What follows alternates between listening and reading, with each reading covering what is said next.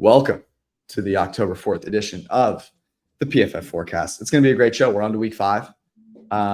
It's going to be it's an interesting week. Brad hates the week. Judah loves the week. I mean, the Texans are hot, so Judah's really excited. It's going to be great. We're going to do a little injury update. We're going to go over some SGP builds. We'll get to our locks of the week and best bets. It'll be a great episode. Let's rock.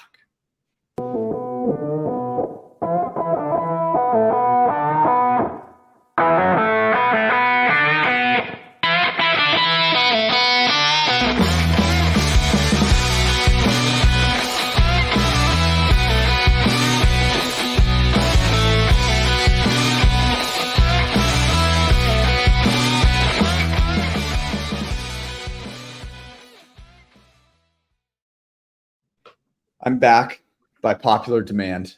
Sunday night, I think the first forecast episode that I have not been there for. I can't really remember another time. Maybe there was a vacation I took at some point, but Brad and Arjun held it down.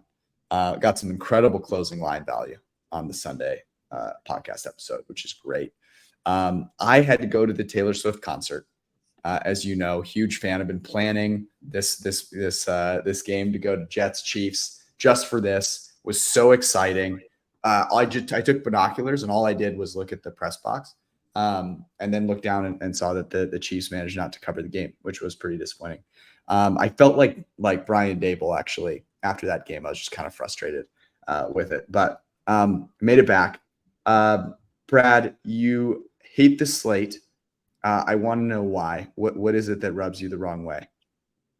I just think I personally don't see a ton of value on the spreads, and I think the games themselves there's a couple good ones mixed in, but I think a lot of look, you can't have a perfect 18 weeks. I just think that it's not my favorite slate of the season, probably my least favorite that I can remember. The good thing though is that the two best games, in my very humble opinion, are in the morning, in the early morning, and then late night. So you can wake up early, watch some good football. Go apple picking, come back and watch some good football. No, I'm kidding. Judah, you love the slate, which means there are some disgusting games in the middle that you must love. And I, for one, am excited to see what those are. Yeah, I mean, that's kind of exactly it. I feel like we're at that sweet spot in the season where we actually have enough data in 2023 to actually construct some narratives and maybe we learn something and it's not just off-season priors. And it's kind of like juggling game of how the books are managing pricing. And I think there's kind of a lot of ugliness and uncertainty that I'm just ready to dive all in. Look, let me tell you this. I very much regret not buying in more to your Houston Texans narrative. You were on them at the beginning of the year. You were on them last week. And there are some very disappointed people that bet on the Steelers. I think they were the most popular pick in circa millions last week. And they did not cover, safe to say. Okay, let's get into this. Let's start with a little injury roundup so we know who's out, who's likely to be out, who's likely to be in. Brad, take us away. Yep. So real quick for tomorrow night, this might play a factor in some SGP conversations later. The Bears are missing their entire secondary. Essentially, is not playing in this game. That's not even hyperbole. Both starting safeties might be out. Both starting outside corner, or Jalen Johnson on the outside, and Kyler Gordon in the slot. I think none of those guys are going to play. So Sam Howell season is upon us. Mostly positive news for the Baltimore Ravens. I think we get Marlon Humphrey back for the first time. I think we should get Ronnie Stanley and Tyler Linderbaum potentially back in this game. Rashad Bateman also had a full practice. So a lot of positive news there. On the flip side, Kenny Pickett is healthy enough to play, which might be bad news for the Pittsburgh Steelers. Unfortunately, though, tight end Pat Freiermuth is probably not going to play in this game. They're dealing with a couple other injuries there. Beyond that, it's pretty decent. I mean, T. Higgins is for the big name to monitor in Arizona. I think he wants to play, broke a rib. I wouldn't be surprised if he does go. They've obviously been playing through a lot of injuries there in Cincy, but I also would not be surprised if he is held out of that game. I mean, correct me if I'm wrong, fellas. That's pretty much it. The last thing I should mention is the London game that you talked about at the top of the show. The Jaguars, I think, are going to get a meaningfully different group up front at offensive line because Cam Robinson is coming back at left tackle, but I also think that kicks Walker Little or Anton Harrison or someone to guard, and I think you might improve multiple spots on the line with one transaction. So that's pretty much it. And, of course, the Bills without Tre'Davious White, who tore his Achilles. And is Poyer back, or is he still out? I would imagine he plays in this game. But yeah, and Von Miller is pushing to play in this game as well. We'll see if that actually happens. But he said, if I were a betting man, which, present company included, I would bet on me being on that field in London. All right, that makes sense. Okay, let's get right into it. Let's talk SGPs first. For those of you that are new to the podcast, Judah is the master of constructing these correlated, narrative-based, data-driven SGPs. So the idea being, instead of placing these random SGPs that you find on the sportsbook when you log in that are like, hey, here's a charcuterie board of garbage for you to bet on, you can actually build things that are data-driven, where if one thing happens, others are actually more likely to happen, which is kind of the whole idea with the SGP. So I think that's a good introduction. Oh, yeah, it was 80% ROI last year on published plays, and you hit, what was it, like 250 to 1 yourself. So anyways, with that, we've been agonizingly close so far this year. The one that comes to mind for me last week was how right you were about the Jags feeding Christian Kirk. And if Trevor Lawrence had eyes in his head, he would have made me a lot of money, because Kirk was wide open in the end zone a couple of times. But ended up, I think, with like 10 or 12 targets or something like that, and sailed over his overs. So anyways, Judah, I turn it over to you. Let's talk some SGP builds. Yeah, I think we'll start with tomorrow night. I'm just going to say last week it was, Sam Howell this, Sam Howell that. Judah's all over Sam Howell. He's obsessed with Sam Howell. What's he missing? I actually think, the Bears defense is exceptionally hurt and very vulnerable, but that's not the side I want to attack in this game. It's actually going to be the Bears passing attack. Washington, with the exception of the Bears and Broncos, have allowed more points in kind of excess of market expectations, right? Every week there's a team total, which goes to offense and defense. And if you look at the realized points allowed relative to the expectation, the Commanders have allowed like 55 points more than expected. Their defense is still, if you look at kind of like the InPredict rankings, is priced as the top unit. They have a great defensive line that I don't think matters to Justin Fields in kind of an unintuitive way. Because of his trait scrambling, he's going to kind of run himself into sacks regardless of whether or not they have a strong defensive line. And I do think this is a very beatable secondary. And really the build I like here is kind of playing off two angles, one of which is Justin Fields this is his second straight year of being a really good deep passer. We started to see them kind of unleash that a bit last week. The matchup, of course, helped against the Broncos, but I don't think it's such a huge drop-off against the Commanders. And the target share is very, very narrow. We know it's going to go to DJ Moore and Darnell Mooney. The Commanders are probably the top three defense, I'll say, to be generous, defending against tight ends. I think that's kind of going to limit Cole Kmet's production. And if we kind of see this same aerial attack where Fields is hitting Moore and Mooney, and the key here is that like you can build. I built something like 150 to 1. So crazy odds. And again, not much needs to happen because prices are so low on Chicago, where you can build a Justin Fields like 275, DJ Moore 100, Darnell Mooney 60 yards. You can get that at like well over 100 to 1. And it's essentially saying like, we're going to see a little more of what we saw last week. And Justin Fields has been a good deep passer. If he connects on a couple of these deep shots against a very beatable defense, this sort of thing can hit. And I think the kind of pushback is, aren't you worried about the defensive line? That matters less when you have a guy like Fields who can kind of create for an extra second and a half and mitigate that pass rush. He's going to take sacks for sure, but on the 3 or 4 throws where he doesn't, or the 3 or 4 scrambles where he doesn't take sacks and he instead finds guys downfield, that's sort of where I'm banking on the production. And I think if they unleash it deep, we could see him fly over his passing props like we saw last week. So, real quick question for you. This was part of what I was thinking about earlier, and I don't know if counterintuitive is probably the wrong word, and I guess these plays would take away from those passing yards and receiving yards, but I was thinking the idea of a QB rushing yards. There might be, I guess the books would understand scrambling is a huge component of that, but I could see a scenario where they view QB rushing yards as kind of counter to a passing attack game script and throwing the ball a lot, and I think with Fields, like, me including rushing yards potentially in an SGP like that actually is playing into the idea he's going to be throwing downfield a lot. there are just going to be scenarios where nothing's open and he takes off. What do you think about that? Yeah, I actually love this, and this goes to what I've personally built. I mean, I can, we'll put it in the Discord. But because prices right now are essentially baking in the median of what's happened in the past, and that's a really, really, really inefficient passing offense or offense in general. So effectively, the play volume is of the worst team in the league, teams that are going to go 3 and out. So we can actually see, because of the raw numbers are still low, the most you can get is 275 for Justin Fields passing yards. And in general, there just aren't enough plays to go around in an NFL game for a quarterback to rush for 50 yards and throw for 300 yards. But when the numbers are 275 and 50, and they're basically the sample that the books are drawing from is when an offense is running 55 plays, and we can say, hey, maybe they're actually going to be a little more successful and run 65, 70 plays. That difference is made up for. So I absolutely love that angle. I've personally bet a Fields 275 passing, his rushing yards, and the DJ Moore, Darnell Mooney stuff.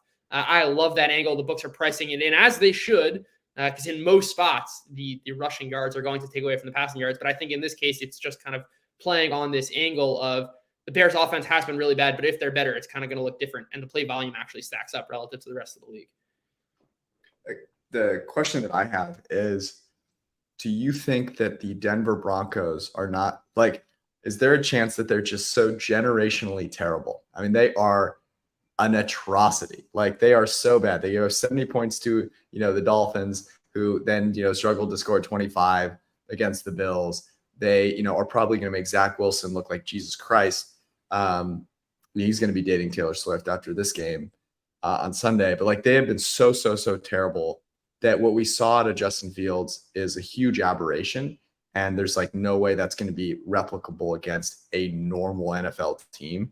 Does that, that's got to be part of the angle that I think the books are reverting to. There's got to be some the Broncos have been atrociously bad. Yeah, I mean, I think it's true. That very well could be the possibility, but it's not as if I'm getting, plus 400, plus 600. I'm betting this 50, 60 to 1.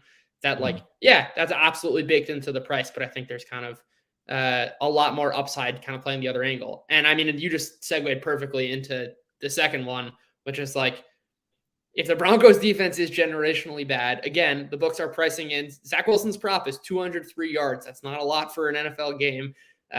Especially when you have talented receivers and guys like Garrett Wilson. This is basically just saying, if the Broncos defense is as bad as they've played, or even 80% of as bad as what they've played, and if Zach Wilson is a little better, and I'm not going to kind of buy the Zach Wilson's turned a corner. I think one data point, which I found very, very interesting was, and I kind of noticed this, one of those where I was watching the game and then I turned to the data and where I was Zach Wilson seems like he's abandoning fewer clean pockets. And staying in rhythm a lot more. And actually, his in rhythm percentage, this is something that PFF charts, was 65% last game, which is a career high by about 5%. The base rate of success for a player in rhythm is 0.025, which would essentially be, a top 3 quarterback season. Zach Wilson, if he is just staying in the pocket, maybe that's a sign to buy. And that was something I clearly saw on tape and shows up in the numbers. And I think the ball is going to go to Garrett Wilson if he's going to have success. I'm willing to kind of play that angle of just the Broncos are so bad and Zach Wilson maybe turned a little bit of a corner. I'm not betting the future on this, but I'm happy to take that tails exposure. And I'll be betting the Wilson to Wilson for sure. I actually love the angle that you brought up with the Bears in terms of the plays, the total volume of plays they're going to run. I think the Jets had a way higher early down pass rate in this game. They were actually pushing the ball and not just going run, pass and going 3 and out of a bunch of these drives. I think they could play 70 snaps instead of the 58 or whatever their average has been so far this season as well. Yeah. And I think one more thing to kind of tie this together for both quarterbacks is that both quarterbacks have been really, really bad in general, and basically any way you slice it, with the exception of kind of deep passes. Wilson has not been great this year, but in the past, we have actually a decent sample of Wilson can throw it deep in the same way Fields can throw it deep. And if they're going to do that often against bad defenses, you don't need so much to go right. When your passing prop is 200 yards and you can get 30% of that on one pass, it kind of raises the floor and certainly the ceiling. This was the one that I looked at earlier today and loved. I always go back to this phrase that people use during draft season was like, I watched him live and let me tell you, it was impressive. Like, as if you can't see that on film. But I watched Zach Wilson live, and, you know, I will say this, like, I think going into that game, we had some decent conviction around the Chiefs being a above average defense. And the other thing about that game that I think is important is that was there were a lot of eyeballs on that game, right? If Zach Wilson was going to perform poorly in pressure situations, that was going to be the one. And they were, I mean, that place was half Chiefs fans, like maybe not quite half, but close to, like a lot of Chiefs fans. They were down 17-0, and that place was the Jets fans were pretty quiet. Okay. Chiefs fans were pretty rowdy. So he's going now to Denver, going back to near where he went to school, right? With BYU. Maybe there's some people that make the trip. I think that there's a nice opportunity for him to perform well in a pressure situation again. And yeah, I mean, the Broncos have just been generationally bad. So I was looking at this one. The other thing that's very clear is that Garrett Wilson has not somehow gotten worse. Like, Garrett Wilson is still absolutely cooking people on every single play and is wide open. So if Zach Wilson watches that film, I think he'll go, oh yeah, like I should just throw the ball to Garrett Wilson a little bit more. And that's kind of a natural, kind of thing that happens. So I like it quite a bit. My only concern would be that the Broncos offense has looked solid, and there could be some regression there based on the defenses that they've played not being very good. But I do like the simple fact that the Broncos offense has been good. So, they're going to probably score a few points. Like, I don't think they get shut out by that Jets defense, which would worry you in terms of having Zach Wilson overs, because then he, doesn't throw the ball in. Yeah, for sure. I've got a couple more here. Again, Okay. This is a week I love. I got to, lay it on here. I'm going to take some Rams passing game and probably layer it with some Rams spread as well. I think we'll talk about the teams here first, which is the Eagles are 4-0. I don't think they've done really anything to kind of impress by most efficiency numbers. They're, in the 7 to 10 range on offense. And defensively, the run defense has been terrific. And the names up front, right? You're looking at this defensive line and you're like, this should be a top 5 pass rush. If you look at pressure rate, I think they're 19th. If you look at quick pressure rate, they're 17th. So while they have absolute maulers on the defensive line, that hasn't exactly shown up. And their coverage has been absolutely dreadful. They moved James Bradbury to the slot. He hasn't been as good. Josh Jobe's probably the worst corner in football right now. He's still playing on the outside. Darius Slay's getting old. He has not graded out well. I think these are the sorts of things that happen when you lose your defensive coordinator. I think maybe one of the macro lessons we've learned this year is kind of the importance of defensive coordinators. We had Logan asking in the chat what happened to the Broncos. I think like Elijah Evero leaving and Vance Joseph coming in explains so much of that. That I do think the Eagles' defensive unit is very, very vulnerable. That said, they're terrific against the run. They're going to funnel passes against them. And I'm perfectly willing to back the Rams and Stafford right now, who are showing up top 10 in most offensive efficiency metrics. Puka Nacua is legit. I mean, like you don't have the start he had by accident. If they get Cooper Kupp back, great. Tutu Atwell's always been a darling. He's produced well in kind of that complementary role. The Eagles play a ton of zone. Puka Nacua has drawn has a higher target share against zone than any other player. I mean, he just has a high target share. The dude earns targets at a great rate. But I'm going to play this angle of basically saying the books are the market is very, very slow to kind of upgrade this Rams team. I'm willing to buy in, say this is much more like the 2021 version than the 2022 version. I think the Eagles, by virtue of being 4-0, are kind of still being priced as this semi-elite team. I don't think they're that at home in a matchup that sets up well. We talked about wanting to back Matthew Stafford last week in weeks in which you can beat against vulnerable secondaries and against pass rushes that are not exactly going to overwhelm, aka having a good situation. I think this actually fits the bill. The Eagles pressure rate, as I said, not exactly so high. This is a spot I really, really, really like. I'll be building some, Stafford, cash to Stafford 300 and Rams minus 5.5 last week at plus 800. I assume that's going to be something like, plus 14, 1500, I'll be going right back to at that. And then also building the pass game without the Rams spread through Puka Nacua. We know where the ball is going to go. I'm even fine with that, even if Cooper Kupp comes back. But this is one of my favorite spots. I mean, I don't think Kupp's coming back this week, is he? I would assume not. And that was the other game I had circled. So I'd love to hear that. I agree with everything you just said. I mean, their secondary is not good. It's not. Not good would be an understatement. It's especially magnified when your run defense is really good. This is like the Titans' problem of last year, where just like teams are going to pass against you, and if you can't stop them, that's not great. It wouldn't be such an issue if you had a ferocious pass rush, but that hasn't shown up yet. Yeah, it is interesting because the grading on that defensive line has been really solid. I mean, Jalen Carter has been great. But man, if those guys are open, the other interesting thing about the Eagles thus far is I feel like their offense has been a little bit underwhelming. Showed up decently against Washington, but I don't know. I think watching the preponderance of their games, you would say they're definitely not back to where they were last year. And so I think the Rams struggle a little bit playing from behind. I just think that Stafford presses a bit there, as he has done in the games where they've played from behind this year. But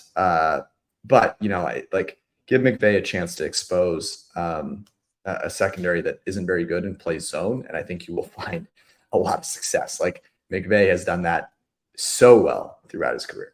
So like that a lot. Okay. Let's get into it. Let's get into, you have one more. I got one more. I gotta save this one.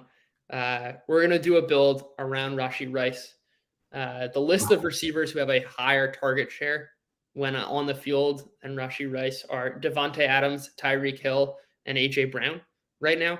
This is a guy who has seen his snap share increase every single week. The Chiefs are practically begging for someone to emerge from the wide receiver unit when playing, and he's been getting more and more time every week. Rice has been terrific against an extremely beatable Vikings secondary. We're going to get some 80 yards at plus 800, building some Mahomes to Rashee Rice stacks are very much in play. It's certainly a DFS play, and also some same game parlay I'm going to be building. Yeah, it's actually another takeaway that I had from watching live is they need to feed Rashee Rice the ball a little bit more. He is very clearly, I think, their best combination of athleticism and getting open from the receiving position, which is kind of scary to say, but yeah, I don't understand why he isn't playing more. It is a bit concerning that he is so good when he's on the field, but isn't playing more. And I wonder if it's limited understanding of the playbook. Is there something happening in practice? But to your point, when he's on the field, he's getting a target. It's going to happen. It's coming. We want to be here early. The Rashee Rice breakout game. You heard it here first. Never wrong, just early. Okay, let's get into the best bets. We're going to choose our locks of the week. We started out choosing one a long time ago. That time has since passed, and we are on to multiple locks of the week. All right, we'll go around the horn. We will start with you, Brad. I guess I'll just tie one right into Judah's bet. Going back to the well, we say that too often now, but I think this is the Mahomes over 2.5 touchdown pass week. It's plus 120. Look, he's fifth in PFF grade against the blitz since 2021. We know Minnesota is going to blitz more than any other defense in the NFL. You talked about the secondary.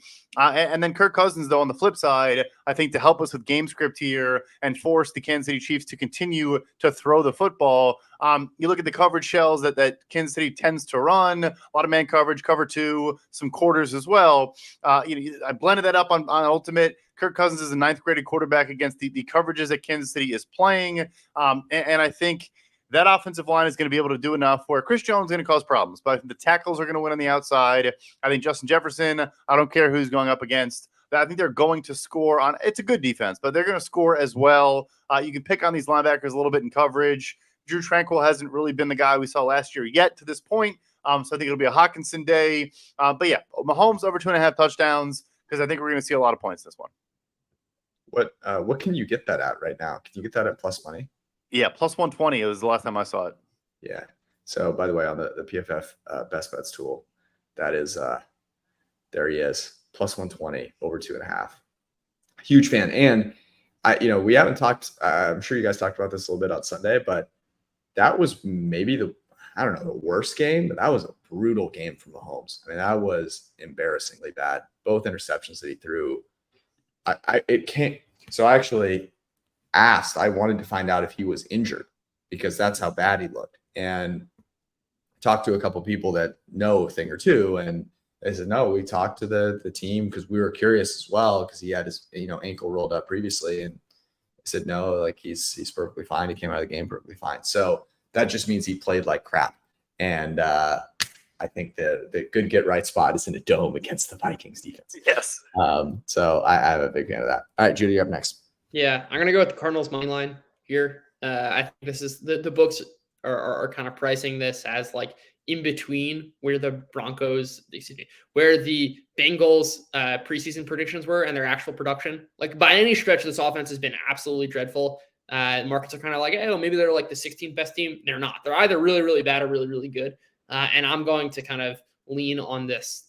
The Bengals are as bad as their production has been. I think when you can kind of source it, we've talked about this a number of times on this podcast. Joe Burrow last year on scramble passes added about a point every single time he had one of these scramble passes. Now he's losing about half a point. That's the worst in the NFL. He's not scrambling as often. He's getting rid of the ball quickly, which is eliminating the vertical attack. They are last in percentage of drives with an explosive play. They're one-dimensional on offense. This is just not a good unit at all. The Cardinals on offense they have one of the lowest 3-and-out rates in the league by any offensive efficiency metric. They're above average. I'm not exactly sure how that's what is going to stop that they're just going to revert back to this like 32nd best team that everyone kind of is assuming, and markets are kind of slow to get off that. I'm not sure. I'm not betting this with a little same game parlay because I don't know if they're going to lean on the run. The quarterback, I like the under in this game also, but I just see this as a bad mispricing. The Bengals are not good right now. The Cardinals are not the 32nd best team in the league or 29th best team in the league. Maybe that's where they're priced right now. I think the Cardinals should be favored in this game, and I'm going to take them on the money line. Maybe even sprinkle some -2.5. I am a big fan of that. Okay, my first one, I'm gonna mix it up here, and I'm gonna go to my favorite bet because I bet this a bunch already, and I think it's interesting. So the biggest game of the week is Dallas in San Francisco play the Niners. I think looking at their power ratings, right, or kind of power ranking number, whatever you want to call it, both those teams probably top 5 teams. And so looking at a model that sees that kind of aggregate level data, I think you can make a case that the spread should be 3.5. But I think when you look at how the teams are constructed and you look at who is coaching these two teams, I think there is a pretty significant matchup advantage across the board for the San Francisco 49ers. The biggest one, honestly, is the fact that the Dallas Cowboys have been a great defense, but have not been a great defense stopping the run. Very middle of the pack stopping the run. PFF grade in the mid 60s. Obviously their pass rush has been elite, but can't really stop the run. And what that is going to allow, that's just going to put their defense in a pretzel. Like you get Kyle Shanahan in the scripted plays, you're going to march right down the field. No one is stopping that offense. Okay. That's the question is who's stopping that offense? The answer is nobody. So from an offensive standpoint, I think that's a huge advantage. And then on the defensive side of the ball, I think there is another big advantage for the Niners. The Cowboys offensively, you look at who they have played so far this year, and I guess, look, they dominated the New England Patriots who could not get out of their own way.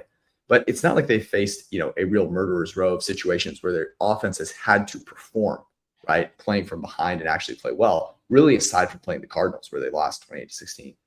And what we've seen in the past is that this matchup is just not good for Dak Prescott. They're going to clamp down on the tight end over the middle of the field. He was unable to escape the pass rush last year. And that offensive line is not nearly as good as they used to be. Zach Martin, questionable. Tyron Smith, questionable. That is not going to be good for this team because this defensive line can both stop the run and rush the passer. So I think it's a really bad combination in terms of matchup on both sides of the ball for the 49ers. And just like I'm selling the Mike McCarthy as the play caller is changing the Dallas Cowboys narrative. I do not think that is the case. I think we'll find that out here today or on Sunday. So I like Niners -3.5. But you knew that was going to happen because I've talked about Kyle Shanahan and the Niners owning the Cowboys before. It is a tale as old as time. So that's my first one. Brad, we're on to you. Yep. So a big divisional AFC North game. The Pittsburgh Steelers are absolutely dreadful. 30th in EPA per play. They, like I mentioned, no Pat Freiermuth, who is an important element of their entire offense. They really, without him and Deontay Johnson, have George Pickens and Calvin Austin, and then a run game that kind of got off the ground against the Houston Texans, but really is not a particularly good unit. Going up against the Ravens defense, that's third in EPA per play. And then in this game, another reason I like the angle here, it's Ravens -4, is going to be a little bit of weather. And so I don't think you're going to be able to attack downfield. Lamar Jackson's our second highest graded passer on intermediate throws, is our most accurate per PFF charting on throws 10 to 20 yards downfield. The Steelers defense in the second level has been a problem. I mean, their corners, Pat Pete, and Levi Wallace are bad. They are bad players right now. They are making mental mistakes. They're not playing good football. And I think you're going to see Zay Flowers break some ankles against those two. I mentioned Rashad Bateman could be back. OBJ could be back. Marlon Humphrey could be back. The offensive line could be healthier. I think the Steelers might score 3 points in this game. So I think the Ravens can score more than a touchdown. That's great math. Yeah. Love that math. Judo, we're on to you. Yeah. I think this might be a first on the PFF forecast, but we're going to go with the sack prop as our lock of the week. This was extremely loyal last year, but we very rarely got them right before kickoff. It was a Sunday morning treat. We're going to go with Chase Young to have. I need to double check if it's 2.5, 0.25. Yeah, 0.25. Over 2.5 sacks plus 114. Quarterback over the last 2 years has taken more sacks than Justin Fields. Chase Young is coming off an injury, but still ranked 31st in pass rush grade. He generated 7 pressures against the Broncos, I want to say, 6 last week against the Eagles. He will be in the backfield of Chicago. As we were talking about, I anticipate lots of plays for the Bears. Justin Fields takes way too many sacks. I really, really like this play. For Chase Young, coming back from injury, I expect him to get a sack on Thursday night. I like that. I like diversifying to sack props, a place where we have a pretty big edge in terms of data and analysis on both quarterbacks and on edge defenders. And one of the things that you're calling out here, which is important to remember, is that quarterbacks are like the biggest predictor of sacks, right? Like everyone wants to look at the offensive line, want to look at the pass rushers, but like it's all about how long the quarterback holds on the ball. And even when Justin Fields was good last week, he still held on to the ball for a really long time. So it's not as if like his newfound efficiency is coming from getting the ball out quick. He's still holding on the ball for a super long time. So I think that is a good point. Okay. I have a couple of player props. Let me go with the first one, which is the tight end for the Dallas Cowboys. So I talked about this matchup here just a second ago. Jake Ferguson, who's been good this year, but is going up against the best defender of tight ends in the NFL in the San Francisco 49ers. So right now his total is at 33.5 receiving yards. I like under 33.5. This is also something that shows up in the PFF Best Bets tool, as you can see here. Now Ferguson has been fine. He's been solid. But what I also think is really interesting is his total has been significantly lower. And he's done well in each of his last 2 games. So they've raised this line. It is up, now over 30 at 33.5. And now he's facing a team that is actually really good at stopping tight ends. He also had 11. I know it was the Giants, and that game was weird. Giants can't stop anybody from anywhere. So I think that the last 2 games are great, had some success, but this is going to be a totally different animal with the San Francisco 49ers. So I like Jake Ferguson under on Sunday Night Football. Right. Onward we move. Brad. All right. I got Anthony Richardson over 1.5 touchdown passes. I think you can get plus 180, plus 185 range. We've talked about Tennessee a bunch. A phenomenal run defense. They're once again bottom 10 in EPA per dropback. They had the second worst success rate allowed against the pass. And then on throws 10+ yards downfield, are 6th worst in any paper play allowed. And I think you're going to see in this game, look, Anthony Richardson was 11 of 25 last week and averaged 8 yards per attempt and had 2 touchdown passes. Like, I think we can hit this if he still completes under 15 passes. I think you're going to see an Alec Pierce game. You're going to see a Josh Downs attacking the middle of the field deep in the seam. I think you're going to try to see them recognize we're not going to run the ball effectively. We've played this team a million times. We know we're not going to run the ball very well. And also, why dink and dunk? Why not just go deep and let Anthony Richardson uncork it? So I love the matchup here. I think we're going to see some explosive receptions from the Indianapolis Colts, and hopefully they are explosive touchdowns. I dig it. Yeah, he's looked good. Judah, we haven't heard anything about the Texans yet. Not putting you on the spot, but you're up next. Oh, I mean, that's an SGP play. I couldn't go with 5. That's too many same game parlays. I'm gonna go with the Juju Smith-Schuster under. I got this at 33.5. It has since moved to 29.5. I still like it. This is a guy who was on the field for only 26 out of 55 snaps. The Saints play a bunch of man coverage. He does not have that matchup advantage going up against Alontae Taylor in the slot. I would also add that Mac Jones is the worst quarterback if we against man coverage. Excuse me. Mac Jones has the lowest pass EPA. I anticipate another poor showing from the Patriots offense. I don't anticipate that Juju Smith-Schuster is going to be seeing the field much. It is a low total, but I am more than comfortable backing the under here. Yeah, it's a good point. What is that at 29.5? 29.5. I love fading Juju. All right, my next prop, and I think there are some really interesting opportunities for props out here. But I'm going back to the Broncos defense and going full Garrett Wilson here. So I don't see his receptions up anywhere. His total is at 59.5. I'm guessing that receptions might be like 4.5. If it's 4.5, I definitely like that as the over. I mean, I like his yards as well. I've taken that, but to your point earlier, Judah, this Broncos defense is historically terrible, and against the Chiefs, I think we saw some glimmers of hope. So Garrett Wilson's still a top 10 talent at wide receiver, and Zach Wilson turning the corner. Man, if he does well against the Broncos, it's going to be so great, because the Jets are already pot committed to Zach Wilson for an extra 5 weeks because of that performance. And the fact that he took blame for the fumble. Yeah. So funny, man. It's so funny because people are giving him so much praise, and yeah, he took blame for it, but it's so much easier to take blame when you played a great game otherwise. It's so maybe pump the brakes just a tiny bit. I think we're going to be in a spot to fade Zach Wilson a week from now. Let's just remember that. Okay. Let's write that one down. Let's be ready for it. Because I think this narrative is getting a little overblown. But this week, Garrett Wilson over. I am a huge proponent of. Yeah, he should take blame for missing Garrett Wilson, who had about 3 steps of separation down the right sideline for a touchdown. I wish he would take blame for that instead. I got one more. Judah's guy, the man, the myth, the legend, a Rashid Shaheed prop, rushing and receiving over 29.5 combo. The Patriots obviously lose Matthew Judon and Christian Gonzalez. I don't really think Gonzalez factors much in here.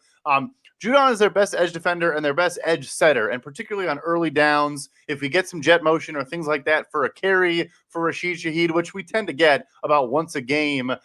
Josh Uche's a fun player. They don't even play him on early downs because he can't do it. Keon White, a rookie. I'm curious what they're going to do. They had Dietrich Wise and some other players that can move around, but I'm curious what they're going to do on the edge on early downs. And I think you're going to see the Saints protect their offensive line a little bit and try to, give them some of those easy, quick pop plays. And then, of course, as a receiver, he's going to be looked at for deep balls. This Patriots secondary now without CB1, Christian Gonzalez, I think does factor into a degree here. But yeah, I think there's going to be a lot of time for this Saints offense. Their offensive line has not played well, but I think they're going to have a better opportunity to do so. And I like our guy Rashid Shaheed to get a couple looks here. I mean, 3 touches, I think we're looking good on 29.5 between rushing and receiving. Obviously love that. As the self-proclaimed president of the fan club, he also generated, I think, the second most targets last week. Yep. So that would be curious to see if that trend continues. Yeah, I mean, I think that the prices have caught up to the Texans on the passing side. That the same game parlays are maybe a little friskier. But I still like them on the money line. I mean, I don't think this Falcons team is at all capable. I kind of look back to 2021 to 2022. Get my ears confused these days. To 2022, this is a team with a 4.5 win total, and like Marcus Mariota was in the top half of the league in EPA last year. I don't think we've kind of conceptualized that like there's a huge drop off going from Mariota to Ritter. I think that's kind of crazy to say, but it's true. And like not much around this team has changed. And I think kind of we were looking at like, oh, the Falcons were like kind of average last year, and like quarterback position like doesn't matter as much to the Falcons as every other team. And like sure, the defense is like improved marginally, but they have the worst quarterback in football. The offense has been absolutely dreadful. I don't see why that's going to stop. I'm like fine taking some margin. Like the Texans are going to hit on some deep shots, especially if they get Howard and Tunsil back this week. I think we're going to start to see fewer of those negative plays and more of like the basis for the bet last week was that CJ Stroud has been terrific when he has a clean pocket, and I expect more clean pockets. I don't think the market has downgraded the Falcons enough. And if we even just look at like the impredict kind of like rankings of the Texans, they're still 3.5 points worse on a neutral field. That's 6th worst in the NFL. I do not think they're the 6th worst team in the NFL. I'm going to be betting the Texans until the market catches up. I love that play. Yeah. Absolutely love it. I've got one more. I'm going back to the tight end well. Teams that have struggled mightily in defending the tight end. This year and going back to last year, the Jaguars have been a train wreck at defending tight ends. They are playing the Buffalo Bills in London. Dalton Kincaid has more than 2.5 receptions in 3 of his 4 games. He has been utilized. I think he will be increasingly utilized in this game. Last game was the Stephon Diggs game, right? He had a bazillion yards and 3 touchdowns. Obviously, they're going to, watch that film and go, we got to shut, Stephon Diggs down. They're going to put tight end coverage players in more bind. And I think this is, frankly, I think this might be my favorite one, maybe next to the Mahomes bet, but over 2.5 receptions right now. And, I would expect as well that as the season goes, they're going to look to get Kincaid more and more involved. So I would expect his playing time to increase, but he's already gone over that in 3 of the 4 games. So I like that combination of the two. He has yet to really grade well for us, but, it generally takes tight ends a little bit of time. So everyone's talking about Sam Laporta. No one's really talking about Kincaid yet, but think in this matchup against the Jacksonville Jaguars, the London Jaguars, that this is a great opportunity for him. So that is my last one. I think we got a good set to choose from before we do. Got some new reads for the people here. Okay, a long time friend of the podcast, one that has kept us clean in all areas, prepared for summer weather, and now with fall around the corner, you want to get cozy, right? You want to wear a couple of extra layers. Well, let me tell you what you don't want an extra layer of, and that's body hair. And that's why Manscaped is here for you. Manscaped, I've been a user of their product for quite some time. I only use it because it is actually a very, very high quality product. But what they are calling Ball-O-Ween is the most incredible pun I've ever heard. It is coming up. And if you think your fall clothing is something that you don't want to have excess hair for, let me tell you this, your Ball-O-Ween costume is also not something you want to have excess body hair for. It is not a good look. I can promise you that is not going to play well. PFF is the promo code that you need to get 20% off free shipping this Ball-O-Ween with Manscaped. The Manscaped skin safe technology makes sure that you're not going to hurt yourself when you are cleaning yourself up. the Lawnmower 4.0. It's a great product. It's cordless. Battery life lasts forever. Has a light on the end. Talk about the skin safe technology. It's got all the stuff that you need. So go to manscaped.com/ or promo code PFF. Get 20% off on your shipping. Get yourself cleaned up for cuffing season. You're gonna thank me. I promise. Next up, our friends at Prize Picks. You may be in a state where you cannot bet on football, like me. I am in California, awful place. And Prize Picks is here to help you out.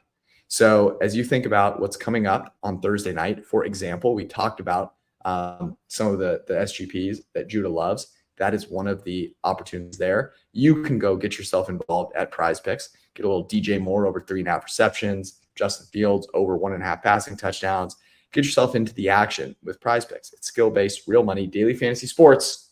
That's how it works. You pick 2 to 6 players, and if they go more or less than your Prize Picks projection, you can win up to 25x your money on any entry. Prize Picks adds a ton of excitement to the sports viewing experience. Watch your progress updated in real time and win up to 25x your entry. It is that easy, and you can make the picks in less than 60 seconds. Super easy to use. So go to prizepicks.com/forecast. Use that code forecast for a first deposit match of up to $100. Again, that is prizepicks.com/forecast. Use code forecast for a first deposit match of up to $100. And of course, our friends at Western and Southern. I've talked about this a few times before, but you do not want to sit here on a Sunday worrying about your family's success in addition to your betting success. So don't. Get yourself a great long-term plan for your family with term life insurance from Fabric by Western and Southern. They will make sure that you are in a great spot, and it takes only 10 minutes. All you have to do is go to meetfabric.com/PFF, and you'll be in a great spot to go from nothing to covered in under 10 minutes. Again, meet fabric, meetric.com/PFF. All right, let's pick our locks of the week here. What do we think? I'll start and just say, I think I've mentioned this. I love the Mahomes angle. That one is, I think, one of my favorites, getting into plus money. And I thought the Texans one is also interesting. I don't know how we're not pricing in Desmond Ridder to be an absolute atrocity yet, but somehow he is still favored. And I do not understand it. Yeah, I like the Houston one a ton as well. And just to answer your question, I think both Larry Tunsil and Titus Howard are going to be playing in this game. So you're getting both players back. It hasn't been a huge factor without them, but they do make a difference, because Atlanta's our defensive line has played well. But yeah, I love that one too. Yeah. What else? I got to go with the Jake Ferguson under. Seeing Brandon Cooks and Jake Ferguson with effectively the same prop is itself a little crazy to me, and add in the fact that they're going up against the San Francisco defense, which has been limiting tight end production for years. I love that one. Same here. I think it's a great call because I think his price is boosted because he is a focal point of this offense now, but it's just, this is not the game to do it. And I think his prices are now in the Waller, those type of guys. And he's just, big fan. Waller, who shall not be named. The man is dead. Yeah. Former Waller prices.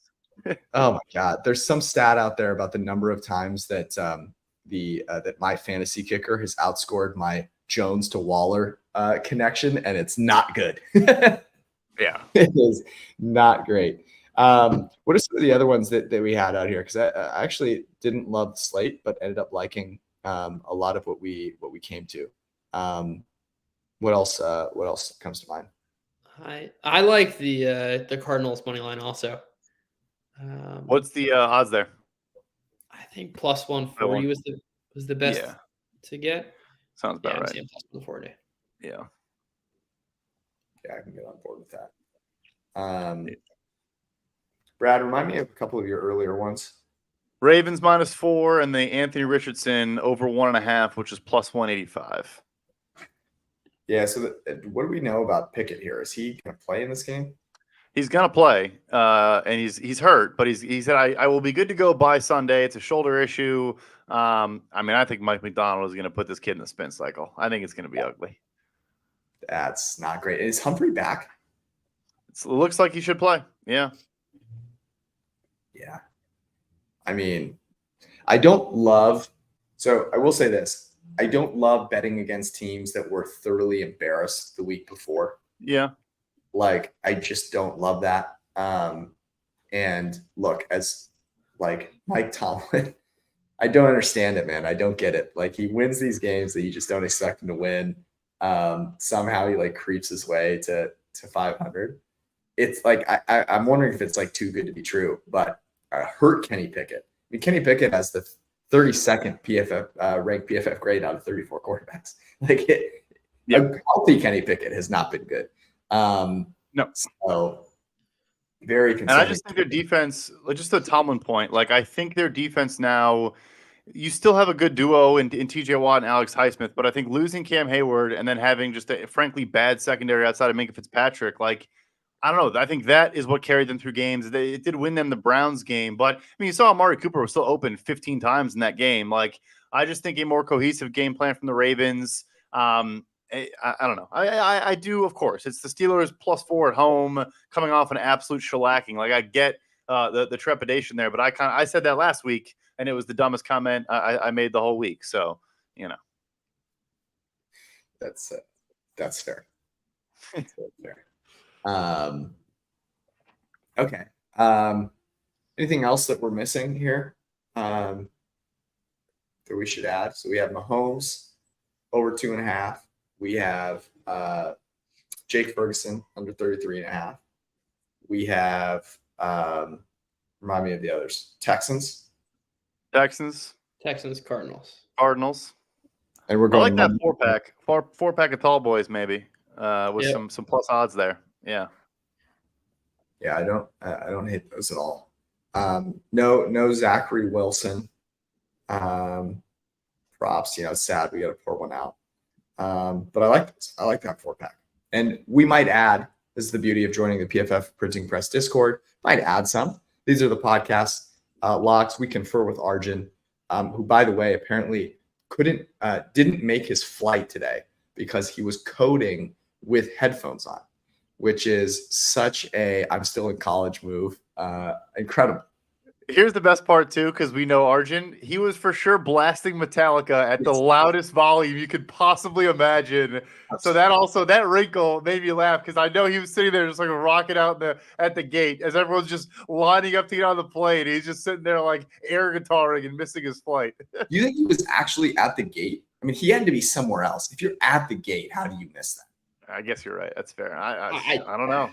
He also was talking about his Chick-fil-A right at the gate. Which leads me to think he was at the gate. I think the man was just locked in, which honestly, it goes to show why the man's so successful. He's so locked in. Yeah, he's totally focused. By the way, I was traveling this weekend and I witnessed something that just absolutely blew my mind. You know how they call first class, whatever, comfort, whatever, main cabin 1, 2, 3. And I think people should know by now that if you're trying to go 3 groups ahead, they're going to tell you to wait on the side. No joke. There were 20 people that tried to just walk up through first class and were in main cabin 3. And just it got to the point where the number of people standing to the side, waiting to get in was 15, 20 people deep. I could not it was one of the most crazy. Every once in a while, there's 1 or 2 people and you're like, good, I'm glad you got caught. Go directly to jail. Do not pass go. But to have that many people just decide they were going to blatantly try and just go up in first class, it was absolutely unbelievable. I don't know what's got into people, but it was really, really I have to tell a story now because it's the exact same scenario, but in the opposite outcome. So as you guys know, flying to New Orleans on Friday this past week, I had a 9 p.m. flight that ended up taking wheels off at about 2:30 in the morning. So we're finally boarding after a 6-hour delay, and they're on main cabin 3, and I think there was only 4 total. I'll kid you not, probably 80 people on the plane. My wife and I are probably 65th, and there's a couple people behind us, and a guy who has a main cabin 4 tries to go with 3 friends that have main cabin 3. So they all check through. They're like, it's almost fully boarded. And the lady say the same thing. Hey, you got to stand to the side. You're not ready yet. And he's just like, I've been here for 6. He just lost his mind. It was remarkable. Everyone was like, yeah, he's good. Just let the guy effing play. Please God. It was the opposite outcome. I'm glad that person got helped out. That is brutal. That's absolutely terrible. Yeah, we'll do an entire episode on Yeah. pet peeves of traveling. But I have a couple. I will say one that I experienced this recent trip was if you are hacking up a lung, like if you have a cough where you are coughing every 30 seconds and it's like a terrible cough, like do something more than just coughing behind me for 5 straight hours. Like, please, God in heaven. I couldn't believe it. Like, I'm not like the like COVID police by any stretch of the imagination. This is just like a general thing. Like, if you are sick, don't get on the plane and make other people sick. Like, I don't care whether it's a cold or freaking COVID. I do not care. And get an Athletic Greens travel pack to keep you healthy Yes. and keep that immune system cruising along. There you go. That's what I needed. All right. That was our show. We will be back on Sunday evening. We love you all.